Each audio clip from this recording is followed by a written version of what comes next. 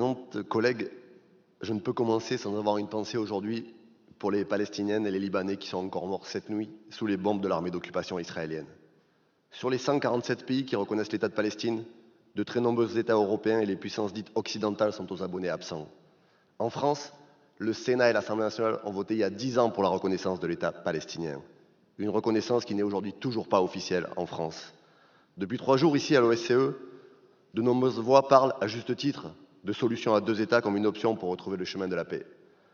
Je l'ai déjà exprimé mercredi, la paix ne se décrète pas, elle se construit. Comment peut-on continuer à parler de solution à 2 États si nous ne sommes même pas nous-mêmes capables de traiter diplomatiquement la Palestine comme Israël, comme une nation en part entière? Va-t-on laisser l'ensemble des Gazaouis mourir apatrides et en silence? L'Irlande et l'Espagne, et je les salue à nouveau, sont les seuls en Union européenne à avoir posé cet acte d'humanité qui acte dans le droit l'existence de la Palestine comme un État officiel. Sûrement parce que les Irlandais ont connu dans leur chair la réalité de la colonisation et de l'impérialisme.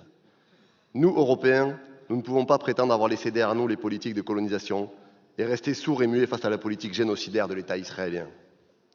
Blocage de l'aide humanitaire, bombardement des hôpitaux, des écoles, assassinat de journalistes, utilisation de la famine comme arme de guerre.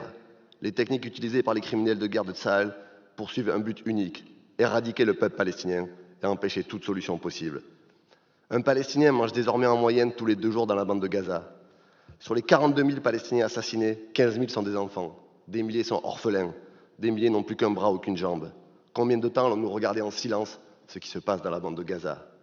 L'invasion du territoire libanais, nouvelle violation du droit international, marque un pas de plus dans la guerre menée par Netanyahou. Non, Israël n'est pas en guerre contre le Hezbollah, mais contre le peuple libanais. Israël n'est pas en guerre contre le Hamas, mais contre le peuple palestinien. Pour faire stopper le massacre, il faut aussi passer des mots aux actes concrets.